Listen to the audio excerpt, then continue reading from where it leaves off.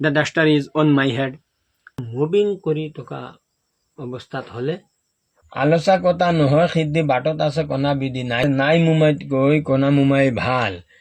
যিসকল ছাত্ৰ ছাত্ৰীয়ে প্ৰিপজিশ্যন অলপ টান পায় সেইসকল ছাত্ৰ ছাত্ৰীৰ বাবে লৈ আহিছোঁ আজিৰ এই ভিডিঅ'টো।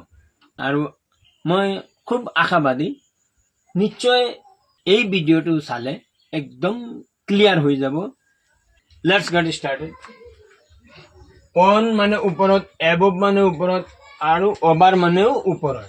তিনিওটা প্ৰিপজিশ্যনৰ অৰ্থ ওপৰত, কিন্তু সিহঁতৰ ব্যৱহাৰ কেনেকুৱা চাওঁ আহক।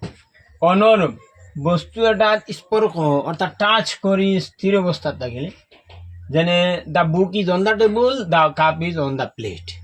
নাম্বাৰ 2 বাৰ সময় আদি বুজাবলৈ, he will start on Monday next, my father will come on Sunday. Number 3 সীমা বৰ্ডাৰত বুজাবলৈ, সীমাত বুজাবলৈ, the Himalayas are on the north of India. Next বিষয় অৰ্থাৎ ছাবজেক্ট বুজাবলৈ, or he has written a book on biology, chemistry etcetera. Next আহাৰ্যৰ নিৰ্ভৰতা, ডিপেণ্ডেন্স বুজাবলৈ, the cow lives on grass, the tiger lives on meat. Above number 1 অস্পৰ্শ untouch, স্থিতিশীল বা স্থিৰ অৱস্থা। The ceiling is above our head, the fan is above our bed. Number 2 অতি উচ্চতা বা বাহিৰত, বিয়ণ্ড বুজাবলৈ, his conduct is above suspicion, mister Paresh is above dishonest. Suspicion মানে সন্দেহ। মাত্ৰে অধিক, মোৰ দেন বুজাবলৈ, I value honour above money, the players are above 20 years of age. Next স্বাৰ্থপৰতা, selfishness বা নিজহীন প্ৰকৃতিৰ কাম বুজাবলৈ, Ram is above meanness, he is above বেয়াৰনেছ।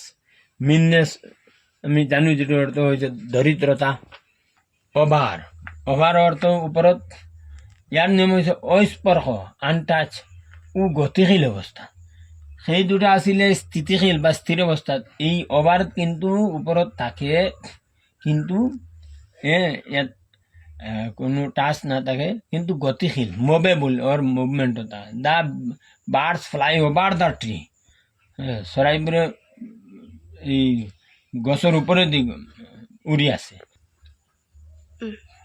The dog jumps over the wall, the plane is flying over the city. আধিক্য বা অতিৰিক্ত অৰ্থাৎ excess অৰ্থ বুজাবলৈ, there were over 1000 people in that meeting, he demanded over 1000 rupees। Next শেষ বা অন্ত, finish অৰ্থত, the exam is over, the time is over, the game is over. Next number 4 যোগাযোগ অৰ্থাৎ কমিউনিকেশ্যন অৰ্থত, I talked with him over the telephone, I heard the news over the radio'. For example এই ডাষ্টাৰটো suppose মূৰৰ ওপৰত আছে, এনেকুৱা মূৰৰ ওপৰত টাচ কৰি আছে, লাগি আছে। এই মূৰৰ ওপৰত থাকিলে, তেনেকুৱা অৱস্থাত থাকিলে এইটো হ'ব on preposition. The duster is on my head. আৰু যদি মূৰৰ ওপৰত লাগি নাথাকে, টাচ নকৰে, এনেকুৱা যদি ফাঁক থাকে বা গেপ থাকে, অথচ স্থিৰ অৱস্থাত আছে, কোনো লৰচৰ নাই, তাৰ স্থিতিশীল অৱস্থাত আছে, তেনে ক্ষেত্ৰত হ'ব above, the duster is above my head.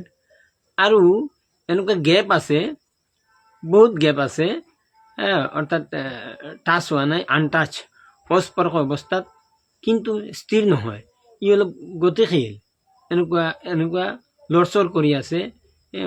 Movement বা মোশ্যন ই যদি গতি কৰি থাকে, লৰচৰ কৰি থাকে, তেনে ক্ষেত্ৰত হ'ব অভাৰ।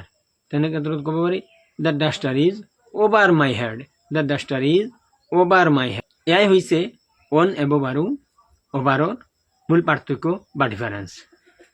প্ৰবাদ বা প্ৰবাদ বাক্য আমি সেইটোত আছে, আলোচা কথা নহয় সিদ্ধি বাটত আছে কণা বিধি।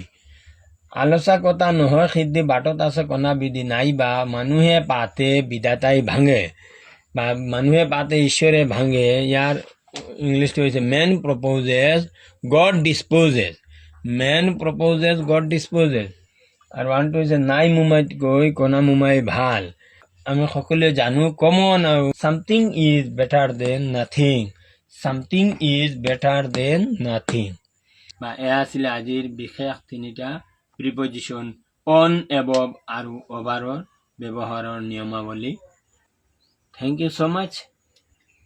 See you again later, inshallah.